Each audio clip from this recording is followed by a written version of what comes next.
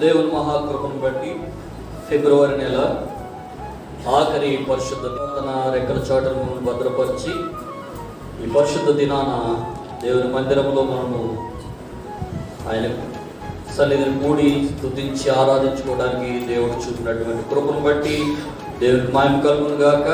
హల్లెలూయా.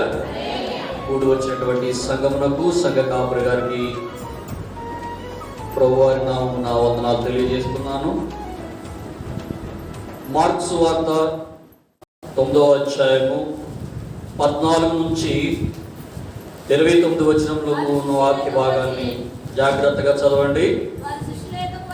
వారు శిష్యుల యొద్దకు వచ్చి వారి చుట్టూ బహుజనులు కూడి ఉండుటయు శాస్త్రులు వారితో తర్కించుటయు చూచిరి. వెంటనే జనసమూహమంతయు ఆయనను చూచి మిగుల విభ్రాంతి నుండి ఆయన యొద్దకు పరిగెత్తుకుని వచ్చి ఆయనకు వందనం చేసిరి.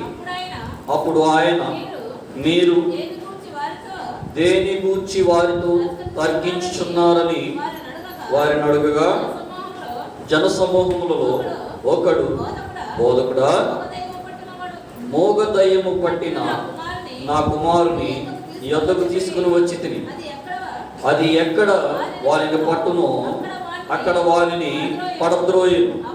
అప్పుడు వాడు నురుగు కార్చుకుని పండ్లు కొరుక్కుని మూర్చిల్లును. దానిని వెళ్ళగొట్టుడని నీ శిష్యులను అడిగితిని గాని అది వారి చేత కాలేదని ఆయనతో చెప్పెను. అందుకైన, విశ్వాసం లేని తరమువారులారా, నేను ఎంతకాలము మీతో నుండును, ఎంతవరకు మిమ్మును సహింతును, వానిని నా యొద్దకు తీసుకుని రండని వారితో చెప్పగా, వారు ఆయన యొద్దకు వానిని తీసుకుని వచ్చిరి. దయ్యము ఆయనను చూడగానే వాని విలవిలలాడించెను. కనుక వాడు నేలపడి నురుగు కార్చుకొంచు పొరలాడుచుండెను. అప్పుడు ఆయన, ఇది వీనికి సంభవించి ఎంతకాలమైనదని వాని తండ్రిని అడుగ్గా, అతడు బాల్యము నుండియే అది వాని నాశనము చేయవలనని తరచుగా అగ్నిలోను నీళ్లలోనూ పడద్రోయను. ఏమైనను నీ వలనైతే మా మీద కనికరపడి మాకు సహాయం చేయమనెను. అందుకు యేసు, నమ్ముట నీ వలనైతే నమ్మువానికి సమస్తమును సాధ్యమే అని అతనితో చెప్పాను. వెంటనే ఆ చిన్నవాని తండ్రి, నమ్ముచున్నాను, నాకు అపనమ్మకం ఉండకుండా ఒక్కరు చదవండి దయచేసి, సహాయం చేయమని బిగ్గరగా చెప్పాను. జనులు గుంపు కూడి తన యొద్దకు పరిగెత్తుకుని వచ్చుట యేసు చూచి, మోగవైన చెవిటి దయ్యమా, వానిని వదిలిపోము, ఇక వానిలో ప్రవేశింపవద్దని నీకు ఆజ్ఞాపించున్నానని చెప్పి ఆ అపవిత్రాత్మను గద్దించెను. అప్పుడు అది కేక వేసి వానిని ఎంతో విలవిలలాడించి వదిలిపోయాను. అంతటా వాడు చచ్చిన వాని వలె ఉండెను గనుక అనేకులు వాడు చనిపోయినవి. అయితే యేసు వాని చేయి పట్టి వాని లేవనెత్తగా వాడు నిలువబడెను. ఆయన ఇంటిలోనికి వెళ్ళిన తర్వాత ఆయన శిష్యులు, మేమెందుకు ఆ దయ్యమును వెళ్ళగొట్టలేకపోతేమని ఏకాంతమున ఆయనను అడిగిరి. అందుకు ఆయన, ప్రార్థన వలననే గాని మరి దేని వలనైనను ఈ విధమైనది వదిలిపోట అసాధ్యమని వారితో చెప్పారు. చిన్న ప్రార్థన. మహోన్నతుడా, మహాగణుడా, పరిశుద్ధుడా, నీ యొక్క అతి పరిశుద్ధమైన నామమునకు స్తుతులు స్తోత్రములు తండ్రి. ఈ మధ్యాహ్న కాల సమయంలో నీ పరిశుద్ధ మందిరములో ప్రభువా, మేమందరము కూడి మిమ్మల్ని స్తుతించి నీ వాక్యాన్ని ధ్యానించడానికి కృప చూపుచున్నందుకే మీకు వందనములు. దేవ, ఎన్నిక లేని నన్ను, అల్పుడైన నన్ను మీ సన్నిధిని నిలబెట్టి నన్ను మరుగుపరచి నా నోట మీ మాటలు ఉంచి నా నాలుకను నా హృదయమును పవిత్రపరిచి మీ జీవపు గల మాటలు మాకు దయచేయమని యేసు పరిశుద్ధ నామమున ప్రార్థిస్తున్నాం తండ్రి, ఆమేన్. చదువుకున్న వాక్య భాగంలో 29వ వచనంలో, అందుకాయన ప్రార్థన వలననే గాని మరి దేని వలనైనను ఈ విధమైనది వదిలిపోవుట అసాధ్యమని వారితో చెప్పారు. ప్రార్థన వలననే అనే దాని దగ్గర 2 అని అనుకుంది. దాని దగ్గర ఏమనుందండి? అనేక ప్రాచీన ప్రతులలో ఉపవాసము వలననే అని. ఈ శ్రమల కాల ధ్యానాలు చేస్తున్నటువంటి ఈ దినాలలో ప్రార్థన యొక్క ప్రాముఖ్యత, ఉపవాసం యొక్క ప్రాముఖ్యత ఈ వాక్యం ద్వారా మనము నేర్చుకుంటున్నాం. ప్రార్థన, ఉపవాసం ఈ 2 వేరు కాదు. నీ ప్రార్థనలో ఉపవాసం ఉండాలి. నువ్వు ఉపవాసం ఉంటున్నావంటే నువ్వు ఎందులో ఉండాలి? ప్రార్థనలో ఉండాలి. ఈ 2 ఉంటేనే కార్యం జరుగుతుంది. ఏమన్నాడు? ప్రార్థన వలనే కానీ మరి దేని వలనైనను ఈ విధమైనది ఏదైనా కానీ వదిలిపోదు. ఇక్కడ చూస్తే యేసుక్రీస్తు ప్రభువారు తన యొక్క శిలువ మీద భరించవలసినటువంటి శ్రమలు, శిలువ మరణం పొందటానికి ముందు దాన్ని జయించడానికి, అనగా ఈ శ్రమలను భరించే శక్తి నాకు దయచేయి ప్రభువా, ఆ మరణాన్ని జయించడానికి నాకు శక్తిని దయచేయి ప్రభువా, నీ బలాన్ని నాకు అనుగ్రహించు దేవా అని ప్రార్థించడానికి ఒక కొండ మీదకి వెళ్ళారు. రూపాంతరపు కొండ. అంతకుముందు అక్కడ ఉన్నటువంటి ప్రజలతో నేనే మెస్సియాను, మీరు ఎదురు చూస్తున్నటువంటి మెస్సియాను నేనే అని ఆ యూదు జనులతో, ఆ ప్రజలతో, ఆ శాస్త్రులతో, పరిసయ్యులతో తర్కించి వారిని ఒప్పించి, అనగా రారాజుగా రానయ్యున్నటువంటి వాడిని నేనే, మీరు ఇంకా నన్ను నమ్మట్లా, మీరు నన్ను ఇంకా నమ్మట్లా, యేసును నేనే, మెస్సియాను నేనే, మీరు ఎదురు చూస్తున్నారు యూదులకు రాజుగా వచ్చేవాడు అని, ఆ యూదులకు రాజుగా వచ్చిన వాడును నేనే అని వారితో తర్కించాడు. అనంతరము తన ప్రియ శిష్యులైనటువంటి ఎవరెవరింటికి వెళ్ళాడంటే పేతురును, యాకోబును, యోహానును తీసుకుని తనకిష్టమైనటువంటి కొండ మీదకి వెళ్ళి ఏం చేయడానికి వెళ్ళారంటే ప్రార్థించడానికి వెళ్ళారు. దేనికోసం ఆయన ప్రార్థన చేయడానికి వెళ్ళారండి? ఆ శిలువ శ్రమలను భరించే శక్తి, ఆ మరణాన్ని జయించేటువంటి అధికారము నాకు దయచేయి ప్రభువా అని ప్రార్థించడానికి ఆ రూపాంతర కొండ మీదకి వెళ్ళారు. ఆ రూపాంతర కొండ మీదకి వెళ్ళి ప్రార్థించి దిగి వచ్చిన తర్వాత ఈ యొక్క అద్భుతమైనటువంటి ఆశ్చర్యకరమైనటువంటి సంఘటన జరిగింది. ప్రియ సహోదరులారా, యేసుక్రీస్తు ప్రభువారు తనకు శ్రమలు వస్తాయని తెలుసు, తను మరణించాలని తెలుసు, మరణించి తిరిగి పునరుద్ధానుడు అవుతానని తెలుసు. కానీ దానిని మానవునిగా, మనుష్య కుమారునిగా ఆ భారాన్ని, ఆ బాధను, ఆ శ్రమను అనుభవించాలని అంటే మనం ఎవరి వల్ల, ఆయన వల్ల అది జరిగేటువంటి పని కాదు. ఎవరి తోడు కావాలి? ఎవరి శక్తి కావాలి? దేవుని శక్తి కావాలి. యేసుక్రీస్తు ప్రభువారే ఏం కోరుకున్నారు? దేవుని యొక్క శక్తి నాకు కావాలి ప్రభు అని ప్రార్థించడానికి కొండ మీదకి వెళ్ళారు. దిగి వచ్చిన అనంతరము అక్కడ ఇంకా కూడా వారి శిష్యుల యొద్దకు వచ్చి 14వ వచనం ఉంది, వారి చుట్టూ బహుజనులు కూర్చుని శాస్త్రులు వారితో ఏం చేస్తున్నారంటే, మీ దేవుడేంటి, ఈయనేంటి, ప్రార్థన చేయడానికి అంటామేంటి, మెస్సియన్ అని చెప్తున్నాడు ఏంటి, రాజ్యం అంటాడేంటి, పిచ్చి మాటలేంటి అని ఈ శాస్త్రులు ఆ ప్రజలతోటి తర్కిస్తున్నారట. ఈ శాస్త్రులు ఎవరంటే ధర్మశాస్త్రంలో ఎదిగినటువంటి వారు, అక్కడ సమాజ మందిరంలో అధికారులుగా ఉన్నటువంటి వారికి సెక్రటరీలను పిలుస్తున్నారు చూసారు, ఇప్పుడు కార్యదర్శులు అంటనే అలాంటి పని చేసేటువంటి వారి శాస్త్రం.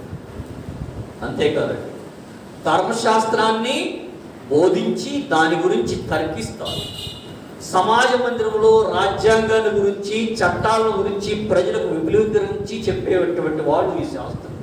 అంతేకాదు, చదువు రాని వాళ్ళు ఉంటారే చట్టుబండలు, వారికి ఉత్తరాలు కూడా రాసి పెట్టేటువంటి వాడు. పూర్వకాలంలో గ్రామాల్లో చాలామంది మాకు తెలిసి, మాకు గొప్ప కాదు కానీ ఏదైనా ఉత్తరం వచ్చిందంటే, బాబు ఈ ఉత్తరం ఏంటి వచ్చింది కదా, చదువు పెట్టాయి అని అడిగేవాడు.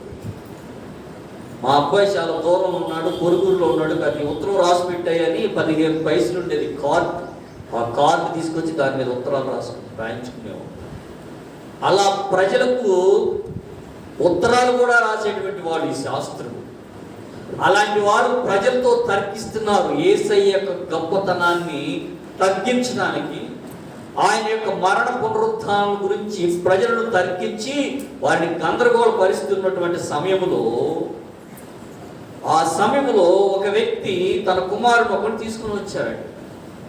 ఆ కుమారుడికి ఉన్నటువంటి బలహీనత ఏంటంటే, ఆయనకున్నటువంటి బలహీనత ఏంటంటే, అతను ఒక దురాత్మ చేత పీడింపబడుతున్నటువంటి వ్యక్తి, ఒక ఆత్మ చేత, సాతాను చేత శోధింపబడుతున్నటువంటి వ్యక్తి.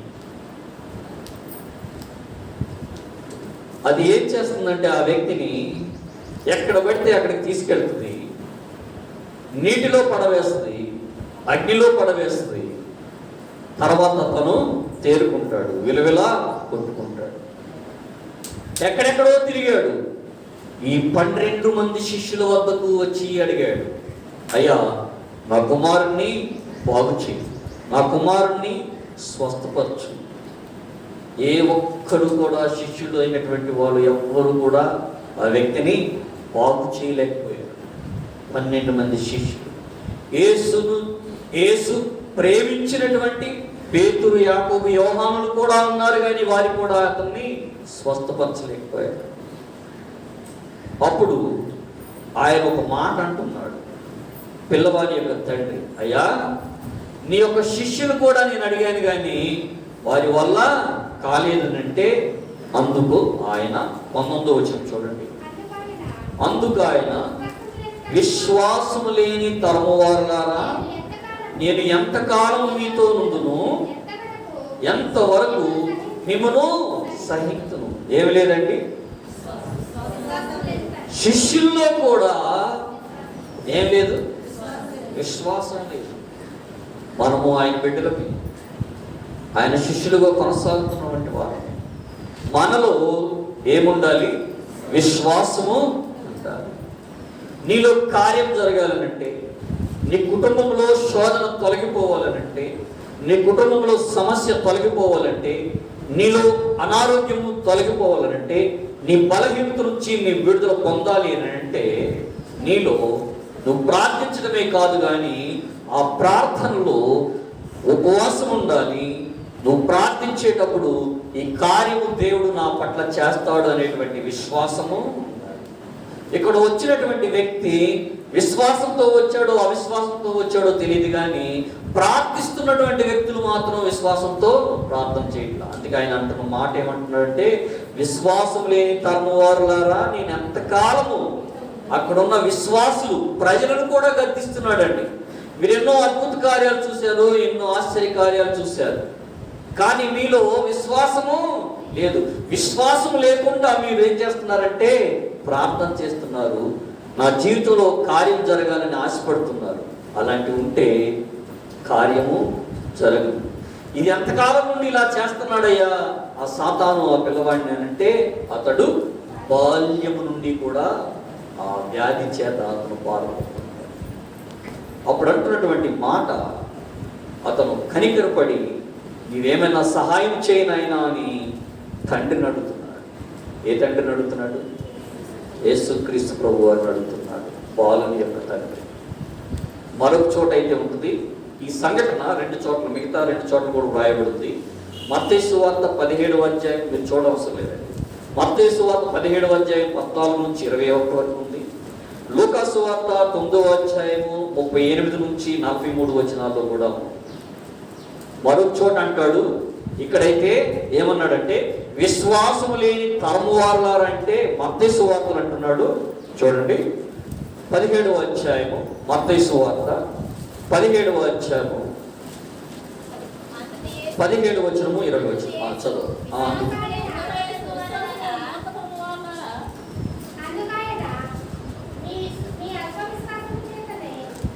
మత్తయి సువార్త 17వ అధ్యాయము 17వ వచనం. అందుకు యేసు విశ్వాసము లేని ఏ తరం అండి? మనం పరిశీలన చేస్తాం. విశ్వాసము లేని మూర్ఖ తరము వారులారా. మూర్ఖ తరం ఏం లేదు, వాళ్ళు విశ్వాసము లేకుండా దేవుని చూచుట. విశ్వాసం లేకుండా నువ్వు దేవుని సన్నిధిలో కూర్చుని నువ్వు ఎంత మొర పెట్టుకుని ఎంత చదివారు కదా, నేను ఇరుకులో మొర్ర పెట్టుకుని 118 ఉత్తరప్రదేశ్ చదివారు కదా, మర్చిపోయారా? నేను ఇరుకులో మొరపెట్టుకుని ఎక్కడ తీసుకెళ్ళాడండి? విశాల స్థలానికి. ఆయన నన్ను కఠినముగా శిక్షించను గాని దేనికి చెప్పలా. ఎప్పుడు నీవు ఇరుకులో ఉండి విశ్వాసంతో ప్రార్థన చేస్తే మూర్ఖత్వాన్ని తొలగించుకోవాలి. విశ్వాసం లేకుండా నువ్వు ఎంత ప్రార్థన చేసినా, నువ్వు ఎంత అరచి గీ పెట్టినా, ఎంత మొరపెట్టినా ఆ ప్రార్థన ప్రభు చెంతకు, దేవుని చెంతకు చేరనే చేర. నా యొద్దకు వచ్చువాడు నేను ఇస్తానని, అతను పొందుతాడనేటువంటి విశ్వాసంతో నా యొద్దకు రావాలంటాడు దేవుడు. నువ్వు వస్తున్నావంటే దేవుడు నా పట్ల ఏదో ఒకటి చేస్తాడు, చేయగలడు, ఆయన సర్వశక్తిమంతుడు, సర్వాధికారి అనేటువంటి నమ్మికతో నీవు రావాలి. ఇక్కడ ఈ పిల్లవాని తండ్రి ఏమంటున్నాడంటే, దేవా అయ్యా నీకు గనక చేతనైతే నా బిడ్డ పట్ల కనికరించుము అంటున్నాడు. ఇక్కడ ఏమంటున్నాడంటే మత్తయి సువార్త 17వ అధ్యాయం 17వ వచనంలో, విశ్వాసము లేని మూర్ఖ తరము వారులారా, నేను ఎంతకాలం మీతో ఉంటానయ్యా, మీ మధ్య నేను ఎంతకాలము అద్భుత కార్యాలు చేయలే. ఆ తర్వాత వాక్య భాగానికి వచ్చేద్దాం, మార్క్స్ వార్తలకు వద్దాం. చూడండి అక్కడ ఆ తండ్రి అంటున్న మాట చూడండి, ఎంత విశ్వాసం అతనిలో ఉందో మనలో కూడా మనం పరిచయం చేసుకుందాం. మార్క్స్ వార్త 9వ అధ్యాయం, మార్క్స్ వార్త 9వ అధ్యాయం. మార్క్స్ వార్త 9. ఏమంటాడు? నమ్ముట నీ వలనైతే నమ్మువానికి సమస్తము సాధ్యమే అని అతనితో చెప్తే అతను అంటున్నాడు. చూడండి ఇంకా అతను అంటున్నాడు, ఆ చిన్నవాని తండ్రి, నమ్ముచున్నాను, నాకు అపనమ్మకము ఉండకుండా సహాయం చేయమని. ఒకవేళ నీలో నాలో ఏమాత్రమైన అవిశ్వాసము, అపనమ్మకం మీద ఉంటే ముందు నువ్వు ప్రార్థన చేయాల్సింది ఏంటో తెలుసా? మనం చేయవలసిన ప్రార్థన ఏంటో తెలుసా? దేవా నా జీవితంలో ఈ సమస్యను తొలగించు, ఈ శోధన తొలగించు అని అడిగే ముందు, దేవా నాలో ఏముంది? అపనమ్మకం ఉంది నాయన, ఆ అపనమ్మకం ఉండకుండా నాకు సహాయము చేయని ప్రార్థన చేయాలి. ఆ తండ్రి అదే అడుగుతున్నాడు, యేసయ్యా నా పట్ల కనికరం చూపించు, నా బిడ్డ పట్ల కనికరం చూపించు నాయన, నా బిడ్డను కరుణించు ప్రభువా, నాలో అపనమ్మకం ఉండకుండా సహాయం చేయి, నాలో అపనమ్మకాన్ని తొలగించి నీ కార్యాన్ని నా పట్ల జరిగించు అనగానే యేసయ్య అపవిత్రాత్మను గద్దించారు. ఏమని గద్దించారు సార్? మోగవైన చెవిటి దయమా వారిని వదిలిపోమ్మని, ఇక నీవు వాళ్ళు ప్రవేశించవద్దని ఆజ్ఞాపించగానే దానిని గద్దించగానే అది కేక వేసి వాళ్ళు వెలువెళ్ళాడు. ఇదంతా జరిగింది. బాలుడు స్వస్థత పొందాడు. తర్వాత అతడు చనిపోయాడు అనుకున్నారు, కానీ అతడు ఎలా ఉన్నాడు? తర్వాత యేసు వాని చెయ్యి పెట్టి లేవనెత్తగా చనిపోయిన స్థితిలో ఉన్నటువంటి ఆ బాలుని దేవుడు యేసయ్య స్వస్థపరిచాడు. దేని చేత శోధింపబడుతున్నాడు? అపవిత్రాత్మ చేత, సాతాను చేత శోధింపబడుతున్న ఆ బాలుని యేసయ్య గద్దించి పొమ్మనగానే అది తొలగిపోయింది. విలవలాడిస్తూ బారుడు కొట్టుకుంటున్నాడు, చచ్చిన వారి వలె పడిపోయి ఉన్నాడు. అతను ఏం చేశాడు? ఆయన నిలబెట్టాడు. సాతాను నిన్ను నన్ను పడగొడుతుంది. అపవిత్రాత్మ నిన్ను నన్ను శోధనల చేత, అనారోగ్యముల చేత, ఆర్థికపరమైనటువంటి ఇబ్బందుల చేత, సామాజిక పరమైనటువంటి కట్టుబాట్ల చేత మనలను ఏం చేస్తుంది? పడవేస్తుంది. అది పడవేసినా కానీ యేసయ్యనే పడేయడానికి ఎక్కడ తీసుకెళ్ళింది? కొండ మీదకి తీసుకెళ్ళి ఏమంది? ఇక్కడ నుంచి జాగ్రత్త. మనం ఎంతటి వారు, మనం ఎంత జాగ్రత్తగా ఉండాలి. యేసయ్య ఏం చేశారంటే ఏమన్నారు? కేవలము వాక్యము చేతనే ఆయన సమాధానము చెప్పాడు. నీకు నాకు సమస్యలు కలిగినప్పుడు, నీకు నాకు శోధనలు కలిగినప్పుడు యేసయ్య ఏ విధముగా ప్రార్థనతో దాన్ని ఎదుర్కొన్నారు, ఏ విధముగా వాక్యం చేత సాతాన్ని, అందుకే ఏమంటారు తెలుసా? సాతాన్ని ఏమని చెప్పమన్నాడు తెలుసా? వాక్యము చేతనే మన పాదముల కింద దాని తలను చితక్కొట్టాలి. కర్ర తీసుకుని, బండ తీసుకుని, రాయి తీసుకుని చితక్కొడితే చావదా సాతాను? ఎంతో చితకట్టాలి? ఈ వాక్యమనే ఖడ్గం ధరించుకుని దాన్ని మన చేతిలో ఇచ్చాడు దేవుడు ఆయుధంగా. ఆ ఆయుధాన్ని తీసుకుని దానిని బట్టి మనం ఏం చేయాలి? మన కాళ్ళ కింద దాన్ని నలక్కొట్టాలి, చితక్కొట్టాలి. శీఘ్రముగా దాని తలను చితక్కొట్టాలి. ఈ సహోదరులరా, ఆ బాబుని శిష్యులు కూడా ఏమీ స్వస్థతపరచలేకపోయారు. ఆ తర్వాత ఏకాంతముగా గదిలోకి వెళ్ళిన తర్వాత యేసయ్యతో కూర్చుని ఉన్నప్పుడు అంటున్న మాట ఏంటో తెలుసా? యేసయ్యా, మేము ప్రయత్నించాం కానీ మా వల్ల కాలేదేంటయ్యా. శిష్యుల వల్ల కూడా కాదు. అందుకు ఆయన అన్న మాట ఏమంటున్నాడంటే, శిష్యుల్లో ఉన్న లోపాన్ని ఏంటో ఎత్తి చూపిస్తున్నారు. ఎన్ని చూడలేదండి?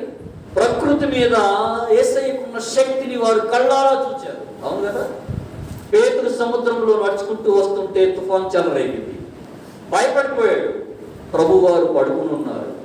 యేసయ్యా, నేను మునిగిపోతున్నా, చనిపోతున్నాను, నువ్వేంటయ్యా నిద్రపోతావు అన్నాడు. యేసయ్య ఏం చేశాడు? ఆ సముద్రమును, ఆ గాలిని గద్దించి సముద్రమును నిమ్మలపరిచాడు. ప్రకృతి మీద శక్తిని చూసినటువంటి శిష్యులు ఆ శక్తిని వీరు పొందలేకపోయారు. ఆ శిష్యులు యేసు ప్రభువులో అంతటి విశ్వాసాన్ని చూసినటువంటి వ్యక్తులు కొంత అందుకే ఆయన ఏమంటున్నాడంటే మరొక చోట, ఆవగింజంత విశ్వాసము మీలో, అల్ప విశ్వాసం కూడా లేదయ్యా, కొంచెం విశ్వాసం కూడా లేదు మీలో. ఆవగించంత విశ్వాసం లేని అల్ప విశ్వాసుల, అసలు ఆ విశ్వాసం అనేది వాళ్ళు లేనే లేదు. యేసును వెంబడిస్తున్నారు కానీ విశ్వాసం లేకుండా వెంబడిస్తున్నారు. మనం దేవుని మందిరానికి వస్తున్నాం, దేవుని సన్నిధికి వస్తున్నాం, ప్రార్థన చేస్తున్నాం. మనలో ఆవగించంత విశ్వాసం ఉంది. మనలో గొప్ప కార్యాలు చేయడానికి దేవుడు శక్తిమంతుడు. మనలో ఆ విశ్వాసం ఉందా? విశ్వాసము లేని మూర్ఖ తరములాగా ఆయన వారిని సంబోధించాడు. ఆనాడు ఆ ప్రజల్నే కాదండి, రాత్రి చెప్పుకున్నాం మనం. సంఖ్యాకాండము ఇశ్రాయేలు యొక్క విశ్వాసము మోషే కాలంలో ఎలా ఉందో చూడండి. సంఖ్యాకాండము 14వ అధ్యాయము 27వ వచనం చూడండి. సంఖ్యాకాండము 14వ అధ్యాయము 27వ వచనం. నాకు విరోధముగా సణుగుచుండు. ఎవరండి? ఈ చెడ్డ సమాజము నేను ఎంతవరకు, ఇందాకేమన్నారండి? చూడండి, మోషే కాలంలో ఉన్న ఇశ్రాయేలీలు అదే స్థితిలో ఉన్నారు. ఏమన్నాడు? మళ్ళొకసారి చదువు. నాకు విరోధముగా సణుగుచుండు ఈ చెడ్డ సమాజమును నేను ఎంతవరకు సహింపవలను. ఇశ్రాయేలీలు నాకు విరోధముగా సణుగుచున్న సణుగులను నేను, వాళ్ళు అద్భుతాలు చూసిన వాళ్ళే, వాళ్ళు ఆశ్చర్యకార్యాలు చూసినటువంటి వాళ్ళే, తమ పితరులు ఎరుగని మన్నాను తిన్నారు. అయినా కానీ ఇంకా వాళ్ళు ఏం చేస్తున్నారండి? దేవునిని విరోధముగా సడుగుచున్నారు. ఇక్కడేమంటున్నారు యేసయ్య? విశ్వాసము లేని మూర్ఖతరములారా. ఆ ఇశ్రాయేలీయులు అలాగే ఉన్నారు, ప్రభు కాలంలో ఉన్న ఆ ప్రజలు అలాగే ఉన్నారు, ఇప్పటి కాలంలో ఉన్న ఈ ప్రజలు ఇంకా అంతకంటే మరింత ఇక దానికి వర్ణింప శక్యము కాని పదాలు అనమాట. ఏ విశేషణం ఉపయోగించుకోవాలో మనం. ఎందుకంటే నీ జీవితంలో ఒక కార్యం జరగట్లేదు అంటే దేవుని మీద నిందయ్యాలి, దానికి కాదు. దేవుని మీద నింద వేసి ఉపయోగం లేదు. మనలో ఉన్న లోపం ఏంటో చూసుకోవాలి. నీ సమస్యకు ఆ పరిష్కారము దేని ద్వారా లభిస్తుందని వాక్యం చెప్తుందంటే ప్రార్థన వలనే కానీ దేని వలన. యేసుక్రీస్తు ప్రభువు వారు చిన్న ప్రార్థన చేశారు. ఏమన్నారు? దేనిలో నుండి, ఇతనిలో నుండి వదిలిపోమ్మని ఆ అపవిత్రాత్మను ఆజ్ఞాపించి దాన్ని గద్దించారు. అని ఆయన చేసినటువంటి ప్రార్థన. తనకు కలిగేటువంటి శోధనలను భరించడానికి, తనకు కలగబోయేటువంటి శిలువ మరణాన్ని జయించడానికి నీ శక్తి కావాలి ప్రభు అని ఏకాంతముగా కొండెక్కి ప్రార్థన చేయడానికి వెళ్ళారండి. ఇక్కడ మీరు కనుక తర్వాత చూసుకుంటే లూకా సువార్తలో ఆ పిల్లవాని కుమారుడు యేసు ప్రభు వారి ఎదుట మోకాళ్ళూని అని ఉంది. ఏముంది? ఇప్పుడు 12 ఏళ్ళకి 15 ఏళ్ళకి మోకాలు చెప్పులు ఊరిపోతాం. ఇంకెక్కడ మోకాలు చెప్తాం మనం? వంకట్లో మోకాళ్ళూని ప్రార్థన చేశాడు. ఏమన్నాడు తెలుసా? దేవా నా కుమారుని కరుణింపుము.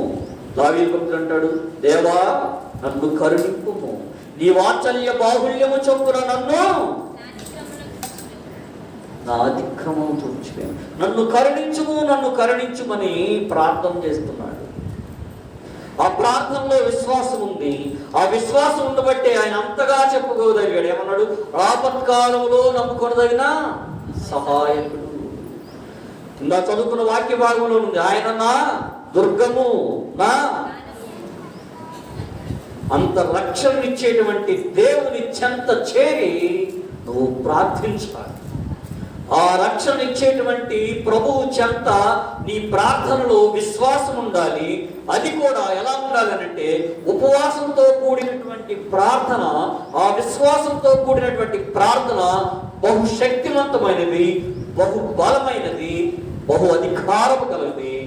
అనేక కార్యములను చేయగల ప్రార్థన ఉపవాస ప్రార్థన. యాకోబు పత్రిక 5వ అధ్యాయము 14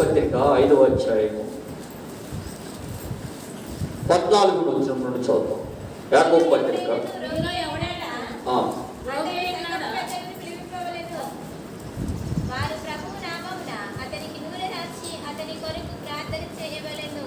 చేయవలెను. విశ్వాస సహితమైన ప్రార్థన ఆ రోగిని స్వస్థపరచును, ప్రభువు అతన్ని లేపును. అతడు పాపములు చేసిన వాడైతే పాపక్షమాపణ నుండును. మీ పాపములను ఒకరితో ఒకడు ఒప్పుకొనుడి, మీరు స్వస్థత పొందినట్లు ఒకరికొకరు ప్రార్థన చేయుడి. నీతిమంతుని విజ్ఞాపన మనఃపూర్వమైనదై బహుబలము గలదై ఉండును. ఏలియా మన వంటి స్వభావం గల మనుష్యుడే. వర్షింపకుండునట్లు అతడు ఆసక్తితో ప్రార్థన చేయగా 3.5 సంవత్సరముల వరకు భూమి మీద ఏం చేయాలంట? ప్రార్థన ఇంపార్టెన్స్ అంటిస్తున్నాడు. ఏమంటున్నాడు తెలుసా? నీకు శ్రమ కలిగిందా? ఏం చేయాలి? ప్రార్థన చేయి. విశ్వాస సహితమైన ప్రార్థన. ఇందాక మనం చదువుకున్న వాక్య భాగంలో అదే అంటున్నాడు. ఏమంటున్నాడు? మీలో అల్ప విశ్వాసులారా, విశ్వాసము లేని మూర్ఖ తరములారా, విశ్వాసము లేని జనులారా, మీలో కొంచెం విశ్వాసం ఉన్నా మీలో గొప్ప కార్యాలు మీరు చూడగలుగుతారు. నమ్ముట నీ వలనైతే నమ్మువానికి సమస్తము సాధ్యమే. ఆ తండ్రి అడుగుతున్నాడు, నాయన నాలో అపనమ్మకం ఉండకుండా సహాయము చేయి అని. ఇక్కడ యాకోబు భక్తుడు అంటున్నాడు కదా, మీలో శ్రమ కలిగిందా? ప్రార్థన చేయి. ఆ ప్రార్థన విశ్వాస సహితమైందైతే, నీలో విశ్వాసంతో కూడిన ప్రార్థన చేస్తే రోగి అయితే ఏం పొందుతాడట? స్వస్థత పొందుతాడట. ఒకవేళ పాపం చేసిన వాడైతే పాప క్షమాపణ పొందుతాడట. ఏలియా మనలాంటి ఏమన్నాడు అక్కడ? స్వభావం గల మనుష్యుడే. మనుషుడే, అతను ఎక్కడి నుంచో దిగి వచ్చినోడు ఏం కాదు. అలాంటి ఏలియానే ప్రార్థన చేస్తే ఎన్ని సంవత్సరాలు అయిపోయింది? 3.5 సంవత్సరాల వరకు భూమి మీద వర్షము లేదు. ఆ ఏలియా ఎలాంటి వాడంటే మొదటి రాజుల గ్రంథము 16-17 అధ్యాయాల్లో ఆయన గురించి ఉంది. ఆయన చేసినటువంటి గొప్ప కార్యము, ఒక సారెపతు విధవరాలి ఇంటిలో గొప్ప కార్యం జరిగించాడు. అంతటి శక్తిని కల ప్రార్థన చేసినటువంటి వ్యక్తి ఏలియా. అలాంటి ఏలియానే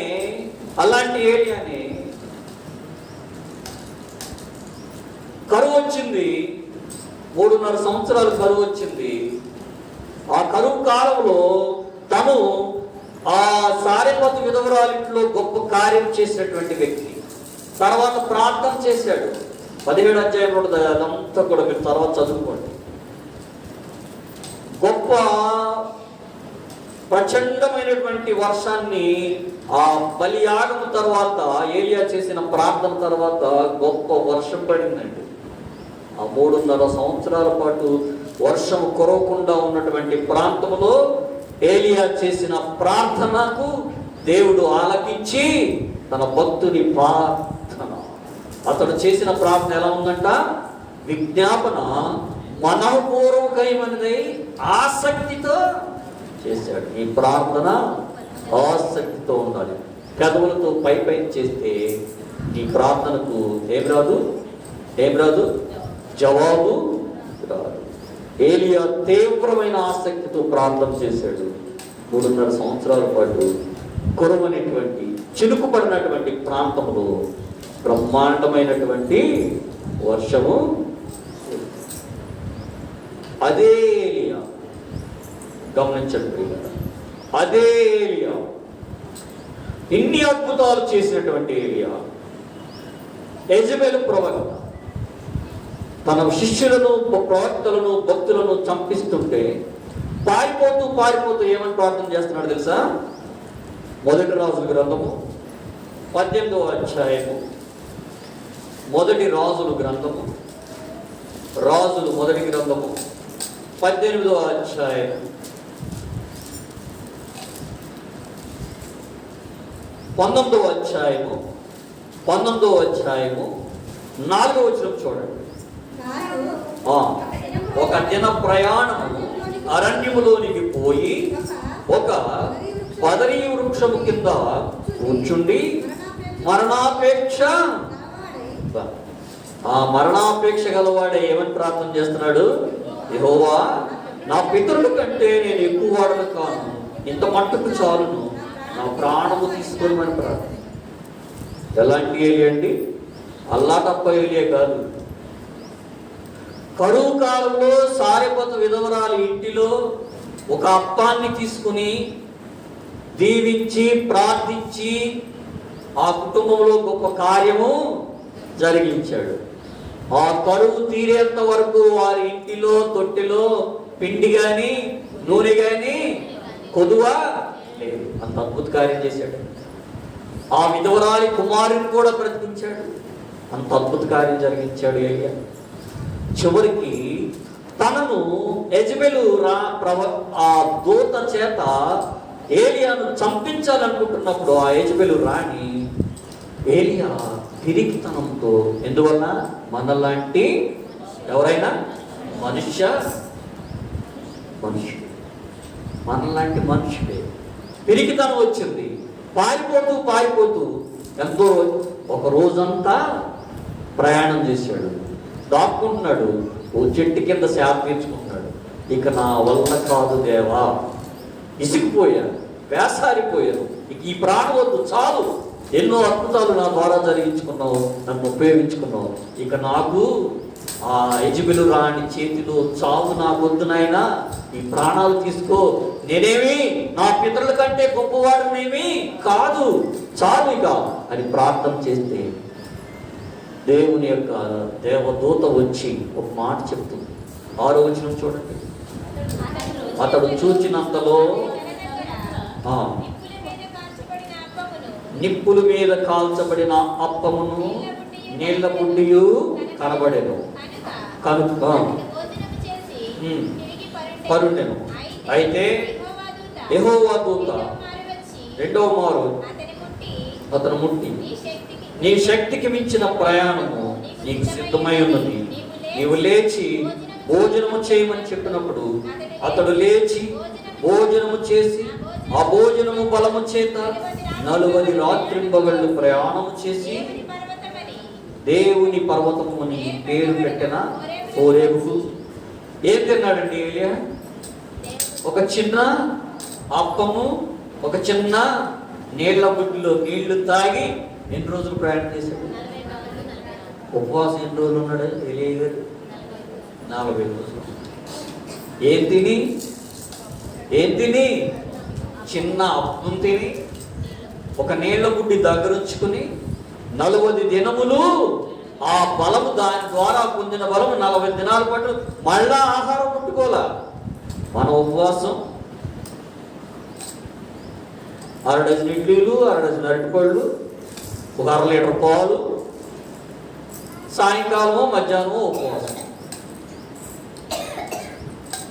మన ఉపవాసం ఎలా ఉంది? ఆ ఉపవాసంతో ఉండి ప్రార్థన చేస్తే నీకున్న సమస్యల్లో ఘోరంత కూడా కలదు. మన ఉపవాసం శక్తి గలదై, మన ప్రార్థన శక్తి గలదై, విశ్వాసము గలదై ఉండాలి అని అంటే నువ్వు సరైన రీతిలో ఉపవాసము. యేసు ప్రభు వారి కూడా ఒక మాట అన్నారు. ఆయన శోధించడానికి ఆ సాతాను పర్వతాల మీద తీసుకెళ్ళినప్పుడు ఈ రాళ్ళన్ని రొట్టెలేటట్టు చేసి తినేసేయి అంటున్నాడు. అన్నారా? ఎవరు అన్నది? సాతాను. ఏమన్నాడు ఆయన? రొట్టె వలన మాత్రం కాదు కానీ దేవుని ఆ మాట వలన, దేవుని చేత, దేవుని దూత చేత పంపబడినటువంటి ఆ అప్పాన్ని తిన్నాడు, నీళ్లు తాగాడు, ఆ గుడ్డిని దగ్గరుంచుకున్నాడు. ఆ దేవుడిచ్చిన ఆ శక్తి చేత, ఆ బలము చేత 40 దినాల పాటు ఉపవాసంతో ఆయన ప్రయాణం చేశాడు. ఎవరు? ఏలియా. ఎక్కడికి చేరాడండి? మళ్ళా దేవుని వద్దకు, దేవుని పర్వతం అని పిలవబడిన హోరేబు వద్దకు చేరాడు. నువ్వు దేవుని చెంత నిలబడగలగాలి అని అంటే, దేవుని సన్నిధిలో నువ్వు నిలబడగలగాలి అని అంటే, దేవుని చెంత నీ ప్రార్థన చేరి నీ చింత తీరాలి అని అంటే, నీ ఉపవాసము శక్తి గలదై ప్రార్థనలోను, ఆ ఉపవాసములో ఉన్నటువంటి ప్రార్థనలో ఏముండాలి? విశ్వాసము ఉండాలి. ఈ 3 ఉంటేనే అది ఎలాంటి సమస్య అయినా దేవునికి అసాధ్యమైనది ఏదీ లేదు. ఏలియా లాంటి మనుషులమే మనము. మనలాంటి వాడే ఏలియా. ఏలియా అంత అద్భుత కార్యం చేశాడే.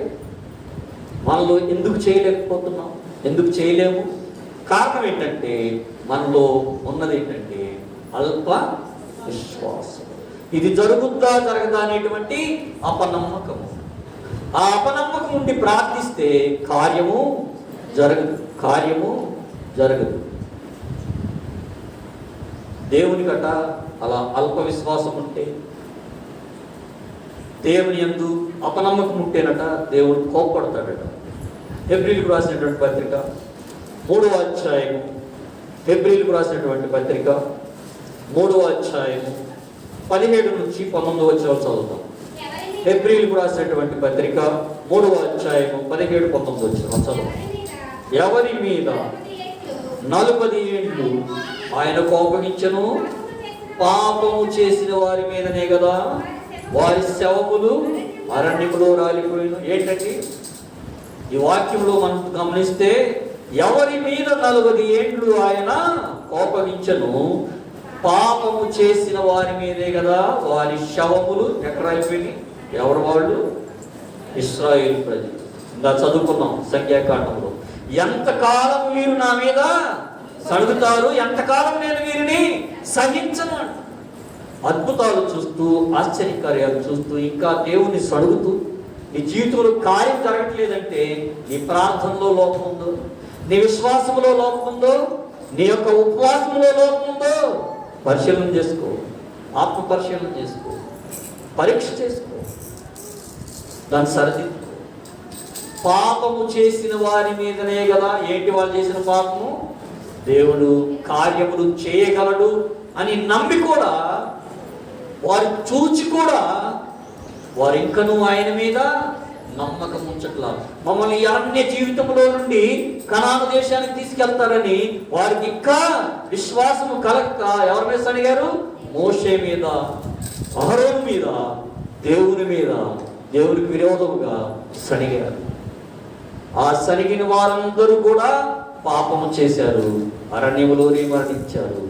ఎవరైతే ఆయన యందు విశ్వాసం ఉంచారో, ఎవరైతే ఆయన యందు నమ్మకం ఉంచారో వారు మాత్రమే ఎక్కడికి వెళ్ళారు? కానాను దేశానికి. ఏలియా, అద్భుతాలు చేసినటువంటి ఏలియా, చనిపోయినటువంటి ఆ సారెపతి విధవరాలి కుమారుని బ్రతికించినటువంటి ఏలియా తన దగ్గరకు వచ్చేసరికి, తనకు సమస్య ఎదురయ్యేసరికి తనలో ఏం లేకపోయిందండి? విశ్వాసం లేకపోయింది, అపనమ్మకం ఏర్పడింది. అయితే దేవుడు వదిలిపెట్టలేదు సుమా. ఆ ఏలియా దేవదూతను పంపించి బలపరిచాడు. దేంతో బలపరిచారండి? అతడు తన ప్రయాణము 40 దినములు దివారాత్రులు కూడా చేయగలిగినటువంటి ప్రయాణము తన ముందు ఉంచి అంతటి శక్తిని, అంతటి బలాన్ని ఏలియాకు అనుగ్రహింపచేశాడు. బలహీనులమైన మనం చదువుకుంటాం. మనం ఇంకనూ బలహీనులమై ఉండగానే ఆయన ఎందుకోసం? మనలను బలపరచడానికి, మనలను బలవంతులను చేయటానికి. కింద చదువుకున్నటువంటి ఆ వాక్య భాగంలోనే, యాకోబు పత్రికలోనే ఉంది. ఒకవేళ అతడు రోగి అయితే ఏం పొందుతాడండి? స్వస్థత పొందుతాడు. పాపం చేసిన వాడైతే మనం ఏం కోరుకుందాం? మనకేం కావాలి? అది మనకే తెలుసు. పాప క్షమాపణ కావాలా? స్వస్థత కావాలా? క్షమాపణ పొందితేనే స్వస్థత. అది గుర్తుంచుకోండి. అతడు పాపము చేసిన వాడైతే ఆ విశ్వాస సహితమైనటువంటి ప్రార్థనలో ఆ పాపములు ఒకరితో ఒకరు ఒప్పుకుని, అనగా దేవుని సన్నిధిలో ఒప్పుకున్నప్పుడు ఆ పాపికి ఏం కలుగుతుందండి? క్షమాపణ కలుగుతుంది. ప్రియ సహోదరులారా, విశ్వాసులారా, ఈ శ్రమల కాల దినాల్లో మనం ఉపవాస ప్రార్థనలు ఉన్నటువంటి మనము నీ కోసం ఉంటున్నావు, నీ కుటుంబం కోసం ఉంటున్నావు, లేదా ఒక ఆత్మను రక్షించాలి అనే కాంక్ష కలిగి ఉపవాసం ఉంటున్నావు. చూడండి, 20వ వచనం చదవండి. యాకోబు పత్రిక 5వ అధ్యాయం 20వ వచనం చదవండి. పాపిని తప్పు మార్గము నుండి మళ్ళించువాడు మరణము నుండి ఒక ఆత్మను రక్షించి అనేక పాపములను కప్పివేయనని తెలుసుకొనవలెను. ఇప్పుడు చేద్దామా? ఎలాంటి ఉపవాస ప్రార్థన చేద్దాము? ఎలాంటి ప్రార్థన మనం చేద్దాం? ఎలాంటి విశ్వాస సహితమైనటువంటి ప్రార్థన మనలో ఉండాలి? మన గురించి మనమే కాదు ప్రియులారా, ఒక ఆత్మను మనము రక్షించాలి. ఒక ఆత్మను ఎందులో నుండి రక్షించాలి? పాపిని వాను తప్పు మార్గము నుండి మళ్ళించువాడు ఎక్కడి నుంచి రక్షిస్తున్నాడండి? ఆత్మ యొక్క మరణము నుండి రక్షించు వానికి నువ్వు అడిగినా అడగకపోయినా నీ కుటుంబంలో సకల ఆశీర్వాదములు, స్వస్థత కార్యాలు జరుగుతాయి. ఆమె ఎప్పుడు చేసినప్పుడు? ఎవరి గురించి చేసినప్పుడు? ఒక ఆత్మను తప్పు మార్గంలో పయనిస్తున్నా, పాపి జీవితంలో జీవిస్తున్నటువంటి, ఒక అసత్య మార్గంలో నడుస్తున్నటువంటి, ఒక విశాలమైనటువంటి మార్గంలో నడుస్తున్నటువంటి వ్యక్తిని కనుక నీవు రక్షించాలని విశ్వాసముతో, ఉపవాసముతో ప్రార్థన చేసి ఆ ఆత్మను రక్షిస్తే, ఆ ఆత్మను నువ్వు ఎక్కడి నుంచి రక్షించినట్టు? నిత్య మరణము, నిత్య నరకాగ్నిలో నుంచి నువ్వు రక్షిస్తే, నీకు ఏలియా ఎలాంటి గొప్ప కార్యములు చేయగలిగాడో అలాంటి గొప్ప కార్యములు నేను చేయగలుగుతాం. మన జీవితాల్లో కూడా జరుగుతాయి. ఆయన రక్షించుటకు సమర్థుడు. ఆయన అంటున్నాడు, భూదిగంత నివాసులారా నా వైపు చూడండి. యెషయా గ్రంథము 45వ అధ్యాయం, యెషయా గ్రంథము 45వ అధ్యాయం 22-23 వచ్చినప్పుడు, యెషయా గ్రంథము 45వ అధ్యాయం. నా వైపు చూచి రక్షణ పొందుడి. లేడు నా ఎదుట ప్రతి మోకాలు వంగుననియు ప్రతి నాలుకయు ప్రమాణము చేయుచున్నాను. బయలుదేరుచున్నది, అది వ్యర్థము కానే కారదు. భూదిగంత నివాసులారా, సర్వలోక భూజనులకు ఆయన ఇస్తున్నటువంటి పిలుపు. మీరందరూ ఎటువైపు వెళుతున్నారు, ఏ మార్గంలో పయనిస్తున్నారు? నా వైపు చూడండి, నేనే రక్షించువాడు. నే వైపు చూచి నేనిచ్చే రక్షణను చూడండి. ఎలా ఇచ్చారు ఆయన రక్షణ? ఎలా ఇచ్చారు మనకు ఆయన రక్షణ?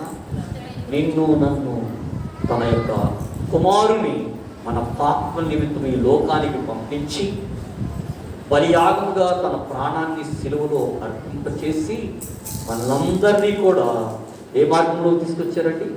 సత్య మార్గంలోనికి తీసుకొచ్చారు, నిత్య మార్గంలోనికి తీసుకొచ్చారు.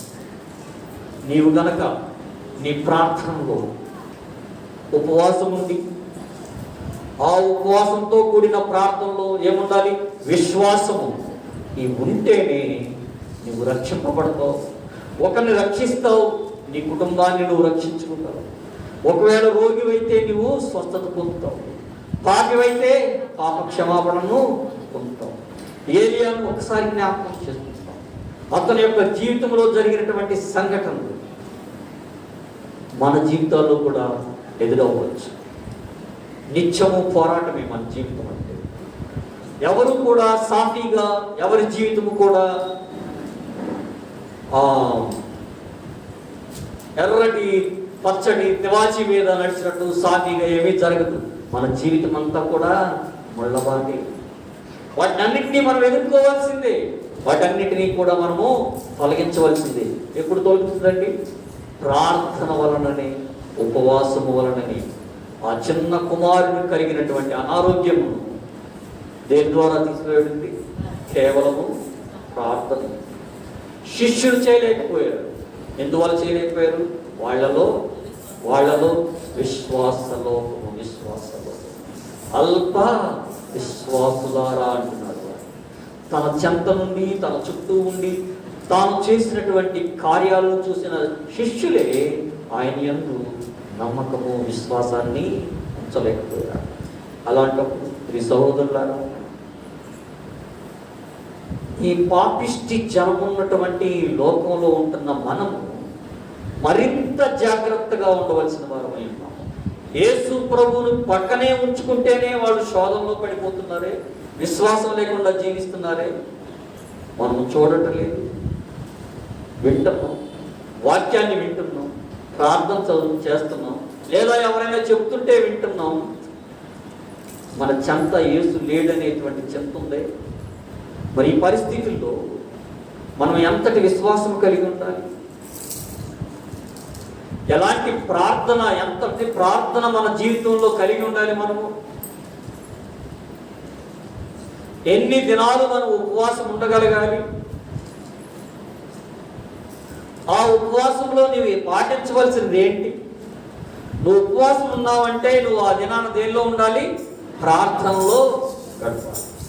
నీ జీవితంలో నువ్వు కార్యాలను చూడాలంటే ఆ ప్రార్థన, ఉపవాసంతో కూడి విశ్వాసం కలిగి ప్రార్థించాలి.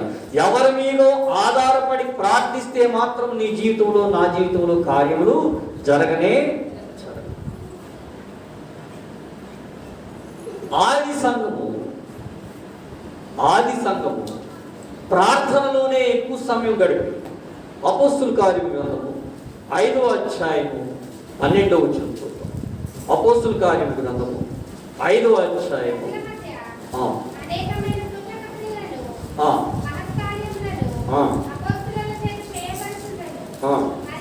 మరియు వారందరూ ఏక మనస్కులై ఎక్కడున్నారమ్మా? ఎందుకున్నారంటారు? అద్భుత కార్యాలు చూడటానికి, ఆశ్చర్యకార్యాలు చూడటానికి, సూచక్రియలు చూడటానికి, స్వస్థత కార్యాలు చూడటానికి కాదు అక్కడ ఉన్నది. వాళ్ళు ప్రజల మధ్య అనేకమైన సూచక క్రియలను, మహత్కార్యములను ఎవరి చేత? అపోస్తలుల చేత చేయబడుచుండెను. వారందరూ ఏక మనస్కులై సొలొమోను మంటపములో కూడిరి. ఎందుకున్నారండి ఏక మనస్కులు? దేనికోసం? కుట్రలు చేయడానికి, కుతంత్రాలు చేయడానికి లేరు. వాళ్ళు ఏక మనస్కులై, సంఘం అంతా ఏక మనస్కులై ఏక హృదయంతో ఏకాత్మతో ఏం చేయాలి? ప్రార్థన. వీరు సొలొమోను మంటపంలో ఉన్నది దానికోసం. సూచక్రియలు చూస్తున్నారు, అద్భుత క్రియలు చూస్తున్నారు. ప్రార్థన ఎప్పుడు జరుగుతాయి? ఎప్పుడు జరుగుతాయి? ప్రార్థన చేసినప్పుడు. ఆ పిల్లవాని జీవితంలో ఎప్పుడు జరిగింది అద్భుత సంఘటన? ప్రార్థన చేసినప్పుడు. ఆ ప్రార్థన దేని వల్ల? ఉపవాసంతో కూడిన ప్రార్థన వల్లనే. మీరైతే అనగా తన శిష్యులతో చెప్తున్న మాట, ఈ కార్యము చేయాలని అంటే ఉపవాసం వల్ల మాత్రమే. ప్రార్థన, ఉపవాసము ఈ రెండు కలిసి ఉంటేనే మీరు ఈ కార్యము చేయగలరు. నేను చేయగలిగాను లేదా యేసయ్య చేయగలిగాడంటే ఆయన సర్వాధికారి, సర్వశక్తిమంతుడు. ఆయనకు అసాధ్యమైనది ఏది లేదు కనుక ఆయన చేయగలడు. ఆ సంఘటనలో మనం నేర్చుకునేది ఏంటంటే, తెలుసుకునేది ఏంటంటే, దేవుడు ప్రభు మానవుని రక్షించడంలో శక్తిమంతుడైన, ఎంత ఘోర పాపినైనా, ఎంత దుర్గుణ సంచారి అయినా ఆయన వైపు కనుక తిరిగితే ఆయన రక్షించగల సమర్థుడు. అందుకే ఏమంటున్నాడు? భూదిగంత నివాసులారా ఎవరి వైపు చూడండి, ఎవరి వైపు చూడండి. మీరు ఎటువైపు చూస్తున్నారు? ఉత్తరాన ఉన్నటువంటి పర్వతాల వైపు చూస్తున్నారా? పడమరున్న సముద్రాల వైపు చూస్తున్నారా? దక్షిణాన దిక్కుల్లో ఉన్న నదుల వైపు చూస్తున్నారా? మరోవైపు మరో మార్గంలో పయనిస్తున్నారా? ఎటువైపు వెళ్తున్నారో చూడండి. నా వైపు చూడండి. నేను దేవుడను, నేను రక్షించువాడను. ఎందుకనగా అన్ని నామముల కన్నా ఈ నామము నా నామం, అధికారము కలిగిన నామం, శక్తి కలిగిన నామం. నా నామము పేరిట ఎవరు వంగాలి? ప్రతి మోకాలు వంగాలి, ప్రతి నాలుక కూడా. నాలుగు వంగడం ఏంటండి? ఏం ఒప్పుకోవాలి? మోకాలు వంగాలి, నాలుగు ఒప్పుకోవాలి. ఏం ఒప్పుకోవాలి? పాపాన్ని ఒప్పుకోవాలి, పాప క్షమాపణ పొందాలి. అదే విశ్వాస సహితమైనటువంటి ప్రార్థన. ఆ విశ్వాస సహితమైనటువంటి ప్రార్థనే ఒక ఆత్మను రక్షిస్తుంది, ఒక రోగిని స్వస్థపరుస్తుంది, శ్రమలో నుంచి విడుదలను కలుగజేస్తుంది. నీ జీవితంలో, నా జీవితంలో అద్భుతాలను చూడవాలని ఆశిస్తున్నావా? ఒక ఆత్మను రక్షించాలని ఉపవాసం ఉండాలని కోరుకుంటున్నావా? నీ కుటుంబ సమస్యలు తీరిపోవాలని కోరుకుంటున్నావా?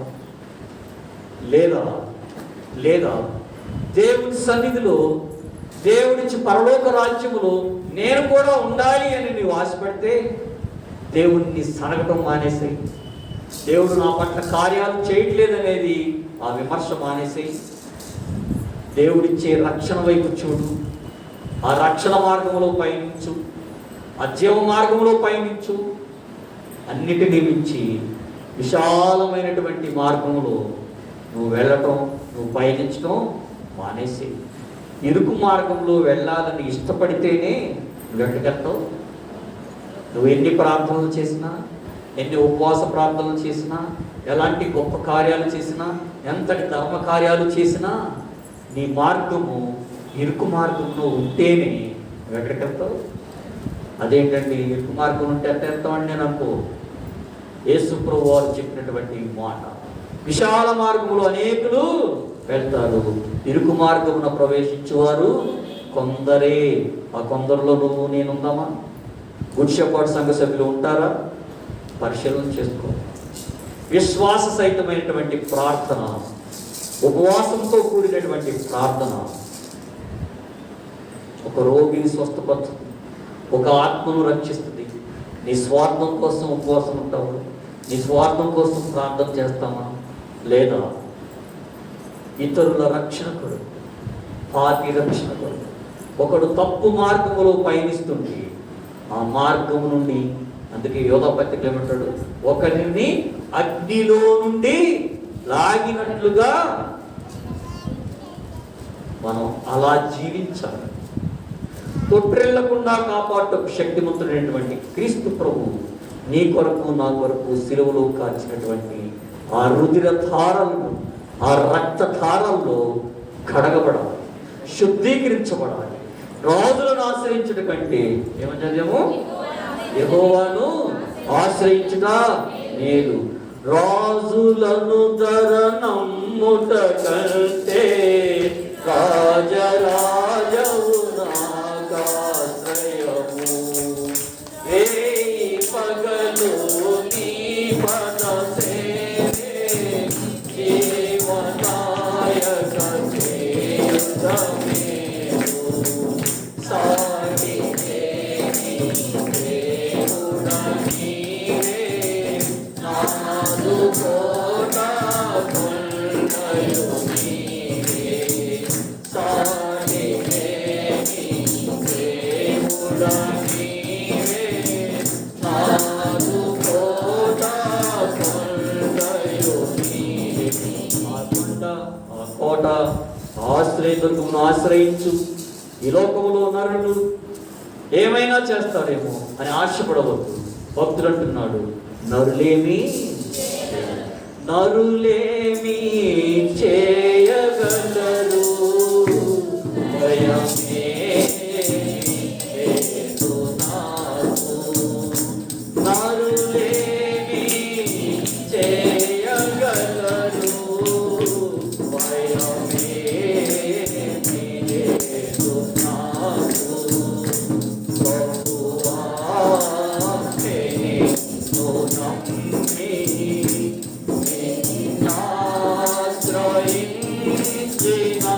నిన్నాశ్రయించినాను.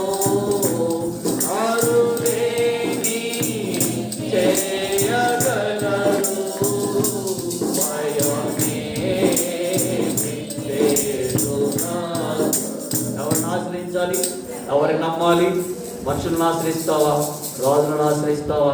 ఆశ్రయిస్తే సాతాను వచ్చి నీ నెత్తి మీద అధికారం చెలాయిస్తుంది, నిన్ను బాధిస్తుంది, నిన్ను పీడిస్తుంది. ఎవరిని నమ్మాలి? ప్రభువుని నమ్ము, ఆశ్రయించు. విశ్వాస సహితంతో, ఉపవాసంతో కూడిన ప్రార్థన జీవితం కలిగి ఆత్మలను రక్షిద్దాం, మన కుటుంబాలను రక్షించుకుందాం, మన కుటుంబాలను కాపాడుకుందాం, సంఘములో గొప్ప కార్యాలను జరిగించుకుందాం. పేతురు, యోహానులు దేవాలయానికి ప్రతిదినము ఎన్ని గంటలకు వెళ్ళారు? 3 గంటలకి మంచి ఎండలో వెళ్ళి ప్రార్థన చేయడానికి వెళ్ళారు. అలా ప్రార్థన చేసే స్వభావం, ప్రార్థించే స్వభావము నీకు, నాకు, మనందరికీ దేవుడు అనుగ్రహింప చేయనుగాక. రక్షణ ఇచ్చు దేవుని వైపు మనం చూద్దాం, ఆయన ఇచ్చు రక్షణను పొందుదాం. అట్టి కృప దేవుడు మనకు అనుగ్రహింప చేయనుగాక. దేవుడి వాక్యమును దీవించునుగాక. ఆమేన్. ప్రార్థన చేసుకుందాం.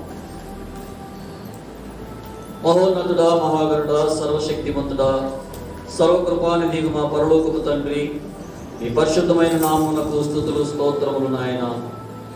ప్రభువా, గుడ్ షెపర్డ్ మందిరములో ఇంతవరకు జరిగినటువంటి ఆరాధన కార్యక్రమంలో ప్రభువా, మీ సన్నిధిని మాకు తోడుగా ఉంచినారు, మీకు స్తుతులు చెల్లించుకొంచున్నాం. నా తండ్రి, ఎక్కడ ఈ విధముగా ఇంతవరకు ప్రభువా మిమ్మల్ని స్తుతించి ఆరాధించుకుని మీ వాక్యాన్ని ధ్యానిస్తున్నారో, ధ్యానించుకోవచ్చున్నారో ప్రభువా, వారందరికీ మీ కృప, మీ కాపుదలను అనుగ్రహింపచేయము నాయన. ప్రభువా, విత్తబడినటువంటి వాక్యము ప్రభువా నీరు కట్టి హృదయంలో ఫలింపచేయండి తండ్రి. ప్రభువా, మా కుటుంబాల్లో, మా జీవితాల్లో ఏ సమస్యలను, ఏ శోధనలను ప్రభువా, ఒక ఆత్మ రక్షింపబడవలను ప్రభువా, ఉపవాసం వలనను, ప్రార్థన వలనను, విశ్వాసం వలనను ఆ కార్యం జరుగుతుందని మీ వాక్యం ద్వారా సెలవించున్నారు. రోగి అయిన ఎడల విశ్వాస సహితమైన ప్రార్థన ఆ రోగికి స్వస్థనిస్తుంది. పాపి అయితే పాప క్షమాపణ పొందుతాడని వాక్యం సెలవిస్తుంది నాయన. ఒక ఆత్మ తప్పు మార్గంలో నుండి, మరణం నుండి రక్షింపబడినట్లుగా ప్రార్థించమని సంఘానికి మీరు మాదిరి చూపిస్తున్న విధానాన్ని బట్టి మీకు వందనాలు చెల్లించుకుంటున్నాము. ఆది సంఘము ఆ రీతిగా ప్రార్థించి ప్రభువా అనేక అద్భుత కార్యములు, మహత్ కార్యములు సంఘములో జరిగించి ఉన్నారు. రక్షణ కార్యములు జరిగించిన ప్రభు, ఆ రీతిగానే ప్రభు నాయన ఈ గుడి షబ్బాడు మందిరంలో ప్రతి ఒక్క విశ్వాసి కూడా మరి కుటుంబ సభ్యులను ప్రభు సాతాను శోధన నుంచి, అపవాది బంధకముల నుంచి విడిపించుకున్నట్లుగా ప్రార్థనా జీవితంలో పట్టుదల కలిగి, విశ్వాసం కలిగి ఆయన ఉపవాస ప్రార్థనలో వారు ఆయన మరింతగా ఆసక్తి కలిగి ప్రార్థించినట్లుగా అట్టి హృదయములను మాకందరికీ దయచేయమని ఆయన. మేము ప్రభు విశ్వాసం లేని తరములాగా, విశ్వాసం లేని మూర్ఖ తరములాగా జీవించక మాలో ఏ విధమైనటువంటి అపనమ్మకము కలగకుండా సహాయం చేయమని ఆయన. మాలో ఉన్నటువంటి అల్ప విశ్వాసాన్ని తొలగించండి ప్రభు. ఆవగించంత విశ్వాసం కలిగి ఎడల కొండలను పెకలించగల విశ్వాసం మాకు అనుగ్రహిస్తానని సెలవించిన దేవ, అలాంటి విశ్వాస జీవితము, విశ్వాస వీరులుగా గుడ్ షెపర్డ్ సంఘ బిడ్డలందరూ జీవించినట్టు కృప చూపించండి. ఆయన సమర్పించినటువంటి కానుకలను, కొరుకుబడి కానుకలను, స్వేచ్ఛార్పణలను, కృతజ్ఞతార్పణలను మీరు దయతో అంగీకరించండి ప్రభా. కూడి వచ్చిన వారు ఎవరెవరు లాంటి అవసరతలు అక్కరతలు ఉన్నారు నాయన, వారందరికీ నాయన ఈ మహదర్శములు జ్ఞాపకం చేసుకుని వారి అవసరతలు అక్కరతలు తీర్చండి. ఇరుకులు, ఇబ్బందులు ఉన్నవారు, శోధనలు, వేదనలు ఉన్నవారు, వితంతములుగా ఉన్నవారి, గర్భిణీ స్త్రీలకు ప్రభా, చిన్న బిడ్డలకు, పసిబిడ్డలకు, బాలింతలకు ప్రభా, యువకులకు ప్రతి ఒక్కరికి మీ కృప, మీ కాపుదల అనుగ్రహించేయండి తండ్రి. ఆయన ఎదుగుండి వ్యాధులు, బీపీ షుగర్ వ్యాధులు, శ్వాసకోశ వ్యాధులు, జీర్ణకోశ వ్యాధులు, మూత్రకోశ వ్యాధులు, మూత్రపిండాల వ్యాధులు, చర్మ వ్యాధులు, క్యాన్సర్ వ్యాధులు, చెవి, ముక్కు, గొంతుకు సంబంధించిన వ్యాధులు, కాళ్ళకు సంబంధించిన వ్యాధులు, కీళ్ళ నొప్పులు, నడుము నొప్పులు, మెడ నొప్పులు, మెదడు, thyroid, cholesterol, low BP, high బీపీతో బాధపడుతున్న వారిని, పెరాలసిస్తో బాధపడుతున్న వారిని, ఫిక్స్ వ్యాధితో బాధపడుతున్న వారిని, మానసిక వ్యాధులతో బాధపడుతున్న వారిని ప్రభా, స్త్రీ సంబంధిత వ్యాధులతోనూ, పురుష సంబంధిత వ్యాధులతోనూ, లివర్కి సంబంధించిన వ్యాధులతోనూ, స్ప్లీన్కి సంబంధించిన వ్యాధులతోనూ ప్రభావం, ఇంటెస్టిన్కి సంబంధించిన వ్యాధులతో బాధపడుతున్న వారిని దయగల ప్రభావ మీ గాయపడిన హస్తంతో ముట్టండి, స్వస్థపరచండి. వాకును బాగు చేయదేవా, నీవు పొందిన దెబ్బల చేత స్వస్థత కలుగుచున్నది నాయన. మీరు పొందిన గాయముల చేత మేము స్వస్థత పొంది ఉన్నాము. మీ గాయపడిన హస్తంతో ముట్టండి, స్వస్థపరచండి, మాయం పొందండి దేవా. ఎంతమంది అయితే బిడ్డలు ప్రార్థిస్తున్నారో వారందరికీ మీ కృప, మీ కాపుదలను గ్రహింపచేయండి నాయన. బైబుల్ సొసైటీ ఆఫ్ ఇండియాకు విరాళించే ప్రతి ఒక్క కుటుంబాన్ని జ్ఞాపకం చేసుకునండి. మీ దీవెనలు, మీ ఆశీర్వాదములు దయచేయము నాయన. నూరంతలుగా వారికి అనుగ్రహింపచేయండి. సువార్త పరిచర్యకు సహకరిస్తూ గుడ్లు విత్తిన వారిని దీవించుము నాయన. దేవా, సువార్తికులు, సేవకులు, బోధకులు, సంఘ కాపరులకు, పాస్టర్లకు, టీవీ వర్తమానికులకు, పత్రికా పరిచయం చేస్తున్న వారికి, వివిధ మినిస్ట్రీస్ ద్వారా, డినామినేషన్ ద్వారా పరిచయం చేస్తున్న వారికి మీ కృప, మీ కాపుదలను అనుగ్రహింపచేయండి నాయన. వృత్తుల్లో పనిచేసుకుంటున్న వారికి, ఫ్యాక్టరీలో పనిచేస్తున్న వారికి, షాపుల్లో పనిచేస్తున్న వారికి, గృహిణులుగా ఉంటున్న వారికి, డ్రైవింగ్ వృత్తిలో ఉంటున్న వారికి, ఉపాధ్యాయ వృత్తిలో ఉంటున్న వారికి, స్వయం ఉపాధి పథకం కింద పనిచేసుకుంటున్న వారికి ప్రభువా మీ కృప, మీ కాపుదలను అనుగ్రహింపచేయండి. రాకపోకల్లో తోడుగా ఉండండి. మీ క్షేమాభివృద్ధిని దయచేయము నాయన. సంకాపురి గారు, ప్రసన్న కుమార్ గారికి తోడుగా ఉంచము. కుటుంబ గారికి, న్యాయ గారికి ప్రభువా సంపూర్ణ ఆరోగ్యం అనుగ్రహింపచేయండి. ప్రభువా ప్రాణములకు, దీర్ఘాయుష్కు మూలమైన వాడా, బిడ్డల గురించి విజ్ఞాపనం చేసే ఆత్మీయత ప్రభువా, తల్లిదండ్రులుగా వారిన తండ్రి మరింతగా మీ సేవలో బలముగా వాడబడినట్లు మీ కార్యములు జరిగించండి, మాయం పొందండి. బిడ్డలు చేస్తున్నటువంటి సంగీత పరిచయం వృద్ధి పొందించండి. గుడ్ షెపర్డ్ సంఘ సరిహద్దులు విశాలపరచండి ప్రభువా. సంఘ సభ్యుల కుటుంబాలు ప్రతి ఒక్కరిని దర్శించి ఆశీర్వదించండి ప్రభువా. కనికరించండి, కృప చూపించండి. వారికి సేవా పరిచయం చేస్తున్నటువంటి కుటుంబాలకు మీ కృప, మీ కాపుదలను వినిపించేయండి నాయన. మరొకసారి నా తండ్రి గుడ్ షెపర్డ్ సంఘ సభ్యుల కుటుంబాలందరినీ కూడా పేరు పేరు వరుసన మీరు జ్ఞాపకం చేసుకుని దీవించి ఆశీర్వదించండి. సేవా పరిచర్యలు సహకరిస్తున్నటువంటి జీవనానంద గారి కుటుంబానికి మీ కృప, మీ కాపుదల అనుగ్రహింపచేయండి నాయన. కనికరించి కృప చూపి సహాయం చేయండి ప్రభు. అదురాత్మల చేత పీడింపబడుతున్న వ్యక్తులకు అదురాత్మల నుంచి విడుదల దయచేయము నాయన. ప్రతి ఒక్క కుటుంబంలో ఉన్నటువంటి సాతాను శోధనలను తొలగించండి ప్రభు. అపవాది క్రియలను లయపరచండి నాయన. కోర్టు కేసుల్లో ఉన్న వారి కోర్టు కేసుల్లో విజయం అనుగ్రహింపచేయండి తండ్రి. ఆర్థిక ఇబ్బందులు, రుణబాధల నుంచి విడుదల దయచేయము నాయన. ఇశ్రాయేల్ దేశమును కాపాడండి ప్రభువా. యెరూషలేమును క్షేమమును అనుగ్రహింపచేయండి. దాని ప్రాకారంలో నెమ్మదిని దయచేయము నాయన. ఆ తండ్రి మా దేశ పాలకులకు, మా రాష్ట్ర పాలకులకు మంచి పరిపాలన జ్ఞానం అనుగ్రహింపచేయండి నాయన. ప్రజల మధ్య విద్వేషాలను రెచ్చగొడుతూ అనేక మంది క్రైస్తవులను, విశ్వాసులను హతమారుస్తూ హింసలకు గురి చేస్తున్నటువంటి వారిని బట్టి ప్రార్థిస్తున్నాము. వారి హృదయములను మార్చుము నాయన. హింసలకు శ్రమలకు గురవుతున్నటువంటి సేవకులకు విశ్వాసులకు ఈ కాపుదల అనుగ్రహింపచేయండి. ఇక్కడ కూడిన మమ్మల్ని అందరినీ కూడా కరుణించి ఆశీర్వదించండి నాయన. సమస్త జ్ఞానములకు మించిన దేవుని సమాధానం మా హృదయములకు మా తలంపులకు కావలిగా ఉంచుమని మా ప్రభువును ఇంటి కుమారుడైన యేసుక్రీస్తు వారి పరిశుద్ధమైన నామమున ప్రార్థించి వేడుకొంచున్నాము తండ్రి. ఆమేన్. పరలోకమందున్న మా తండ్రి, నీ నామం పరిశుద్ధపరచబడును గాక, నీ రాజ్యం మాకు వచ్చును గాక, నీ చిత్తము పరలోకమందు నెరవేర్చినట్లు భూమి మీద నెరవేరును గాక. మా ఆడిన ఆహారం నేడు మాకు దయచేయము. మా ఆడిన అపరాధం చేసిన వారిని క్షమించిన ప్రకారం మా అపరాధం క్షమించము. మమ్మల్ని శోధంలోని తేక దుష్టుని తప్పించము. రాజ్యము, శక్తి, మహిమ నిరంతరము నీవైయున్నవి తండ్రి. ఆమేన్.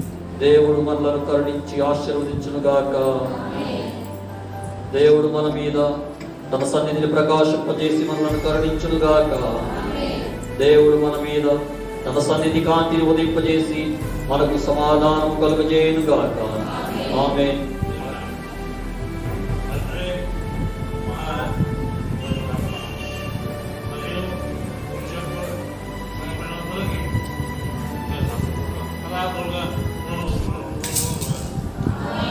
ఆమేన్. ఆమేన్. ఆమేన్.